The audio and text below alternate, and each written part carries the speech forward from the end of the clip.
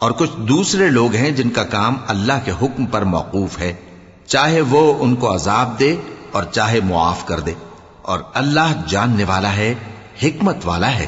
اور ان میں ایسے بھی ہیں جنہوں نے اس غرض سے مسجد بنائی ہے کہ ضرر پہنچائیں اور کفر کریں اور مومنوں میں تفرقہ ڈالیں، اور جو لوگ اللہ اور اس کے رسول سے اس سے پہلے جنگ کر چکے ہیں ان کے لیے گھات کی جگہ بنائیں، اور قسمیں کھائیں گے کہ ہمارا مقصود تو صرف بھلائی تھا، مگر اللہ گواہی دیتا ہے کہ یہ جھوٹے ہیں۔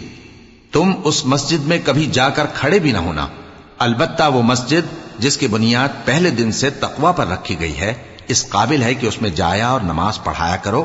اس میں ایسے لوگ ہیں جو پاک رہنے کو پسند کرتے ہیں، اور اللہ پاک رہنے والوں کو پسند کرتا ہے۔ بھلا جس شخص نے اپنی عمارت کی بنیاد اللہ کے خوف اور اس کی رضامندی پر رکھی، وہ اچھا ہے یا وہ جس نے اپنی عمارت کی بنیاد ایک کھائی کے گرنے والے کنارے پر رکھی، پھر وہ اس کو دوزخ کی آگ میں لے گرا، اور اللہ ظالم لوگوں کو ہدایت نہیں دیتا۔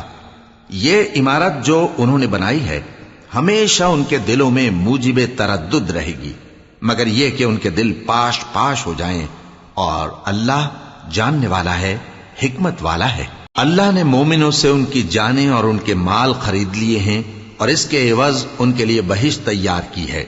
یہ لوگ اللہ کی راہ میں لڑتے ہیں تو مارتے بھی ہیں اور مارے بھی جاتے ہیں۔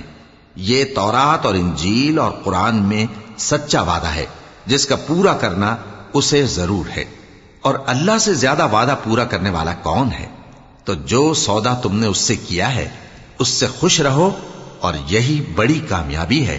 توبہ کرنے والے، عبادت کرنے والے، حمد کرنے والے، روزہ رکھنے والے، رکوع کرنے والے، سجدہ کرنے والے، نیک کاموں کا امر کرنے والے اور بری باتوں سے منع کرنے والے، اللہ کی حدوں کی حفاظت کرنے والے، یہی مومن لوگ ہیں۔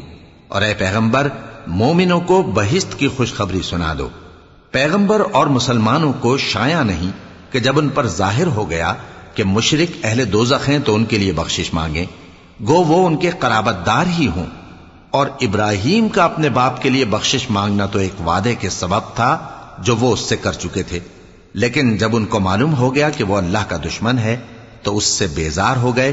کچھ شک نہیں کہ ابراہیم بڑے نرم دل اور متحمل تھے، اور اللہ ایسا نہیں کہ کسی قوم کو ہدایت دینے کے بعد گمراہ کر دے جب تک ان کو وہ چیز نہ بتا دے جس سے وہ پرہیز کریں۔ بے شک اللہ ہر چیز سے واقف ہے۔